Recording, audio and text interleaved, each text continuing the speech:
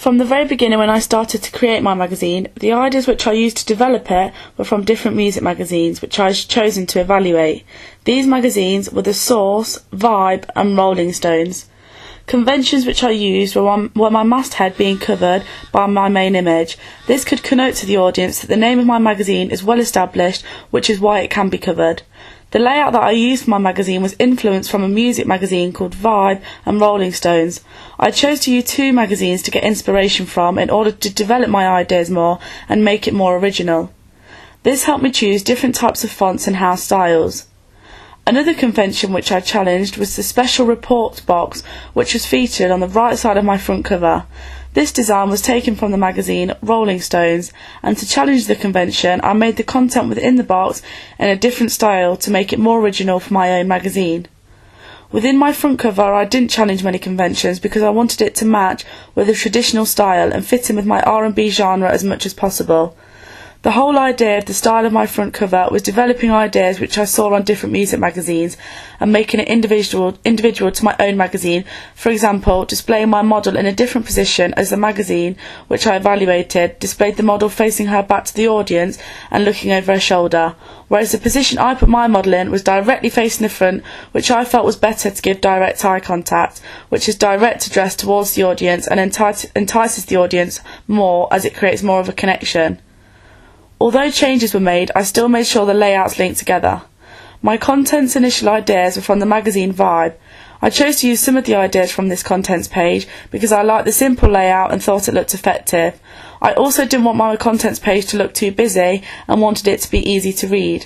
I challenged the conventions on my contents page because from the one where I produced and developed my ideas from, there was two models which were used, although on mine I only included one model to make it more individual.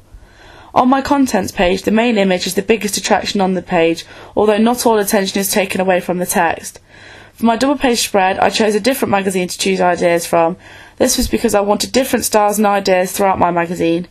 The way I chose to present my double page spread was a mid-shot of my model on the left side and column text on the right side. I thought by using a close-up shot of my model, it could create more of a connection for the audience, and the eye contact which was used may have enticed the reader to want to read the article more. I didn't challenge any conventions within my double page spread as I wanted to continue with the traditional style of an R&B genre magazine.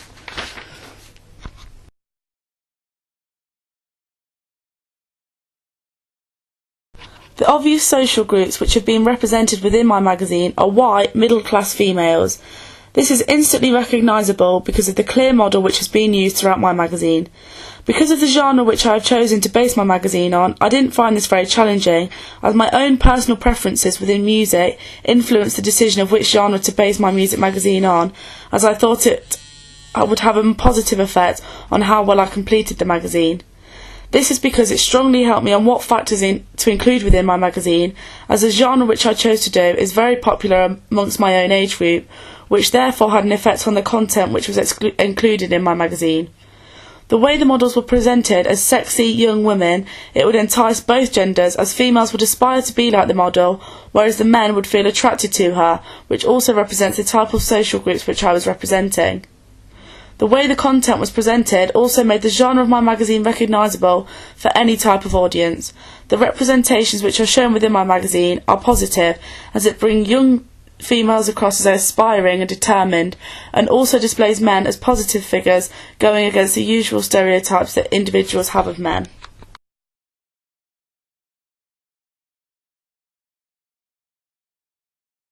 If my final product was to be distributed, it would be from the media institution Intermedia Partners. This is because this is the institution which distributed the main magazine which I evaluated, Vibe. This is an advantage for my product because as Vibe is a popular magazine, having the same publisher will mean that the same audience will be targeted, as it is a stylised magazine, which is why I chose to mirror my magazine from this one. Although there are many similarities between my magazine and Vibe, there are reasons why my magazine would be chosen to be published by Intermedia Partners, as it has a different target audience which makes my magazine different, although it has the correct content to be published by this particular institution. They could provide me with the knowledge which they know from publishing previous magazines and targeting specific audiences who are interested in this fan base. The reason I think this institution would be most relevant is because it specifically distributes R&B genre magazines, which is the chosen genre for my project.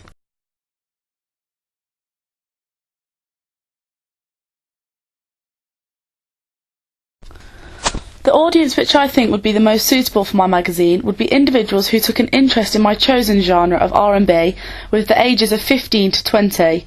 I think the content which I have included is most relevant for this age group because I think that the information and the cover lines and stories which have been included to make up my content and the way the magazine has been presented best suits this type of audience. The reason I have presented the content the way I have is because it suits my chosen genre of R&B, and this age group I feel is the best suited ages for this particular genre. I feel that both males and females could read my magazine because the content which is included would interest both genders and has been purposely aimed at both of them. The models which I have used for my magazine are all clearly around this age group, which also may be that the audience is also attracted to the person, which makes the magazine also more relevant for them. The house style which has been used instantly portrays the suited audience for my magazine.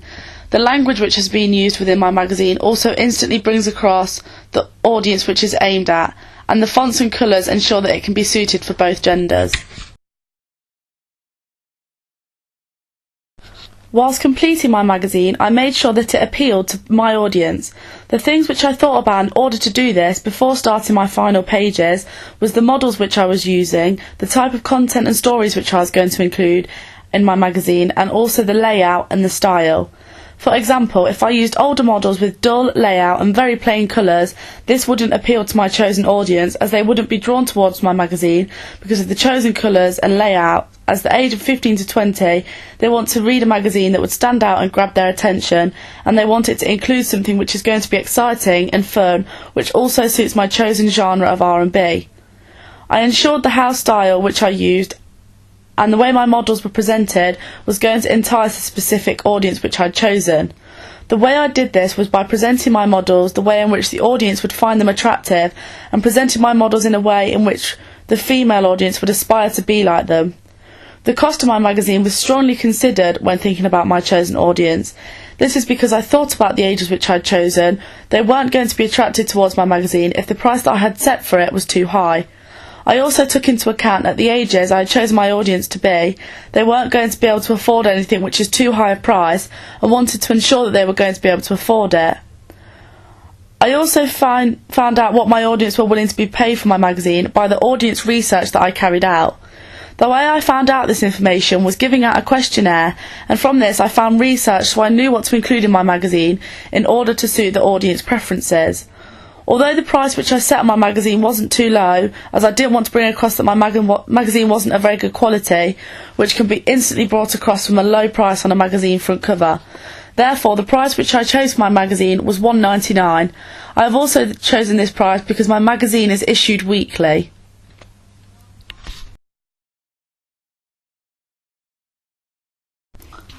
From the beginning of my project, I was never very confident with using Photoshop, and I was worried that this would have an effect on my final project. Although since the project began in January, I feel that I have improved my skills within using this programme and have become a lot more confident, which made me develop more on my final project. Another thing which has made me learn and develop my skills and knowledge within this coursework is listening to other people's ideas within my class, which has given me inspiration on what to include in my own magazine. My knowledge has increased a lot more on the content which should be included in magazines, and has given me a lot more ideas about how to make my magazine look more professional. Whilst making my final project, it helped me a lot that I had a bit of knowledge from studying media studies at GCSEs, and skills which I remembered from that helped me whilst making my magazine. As well as using Photoshop, I also used a program called InDesign in order to complete my double-page spread. I wasn't very familiar with this program, which gave me a challenge, and with some assistance from one of my teachers, I found it easy to get the hang of it in order to complete the page of my magazine. I do feel that my skills have developed throughout the course of this project, as the programs which I used to complete my project I've become a lot more familiar with, and also become more confident with them, which I think had a positive effect on my work. The elements of Photoshop which I felt the most confident with were the magnetic lasso, which I used to outline all my pictures. I also felt confident with getting all my layers in the correct order without getting mixed up. I think the difficulties which I came across whilst creating my magazine was making sure that the layout looked an official magazine and making sure that all my styles matched and looked right to suit my genre and audience. To overcome this problem, I tried out different colours and different positioning for my images and texts in order to make sure that my magazine looked like I wanted it to. I tried a few different layouts before deciding which one I definitely wanted to keep.